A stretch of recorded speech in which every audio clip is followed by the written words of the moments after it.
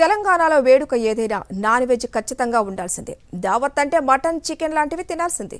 అందుకే మాంసాహారం తినే రాష్ట్రాల్లో తెలంగాణ టాప్ ప్లేస్లో ఉంది. రాష్ట్రంలో జాతీయ సగటును మించి మాంసం వినియోగిస్తున్నారు. పెళ్లి వేడుక, పుట్టినరోజు పార్టీ, ఇలా తెలంగాణలో ఏ దావత్తు చేసినా ముక్క లేకపోతే బంధాలే ముక్కలైపోతాయని బంధుబలగం మస్తుగా ఉన్న ప్రతి కుటుంబానికి తెలుసు. అలా రాష్ట్రంలో మటన్ ఓ ట్రెడిషన్ గా మారిపోయింది. అందుకే నాన్ వెజ్ వినియోగంలో దేశంలో రాష్ట్రం టాప్ ప్లేస్ లో ఉంది. జాతీయ సగటు కన్నా ఎక్కువగా మాంసాన్ని తెలంగాణ వాసులు లాగించేస్తున్నారని గణాంకాలు చెబుతున్నాయి.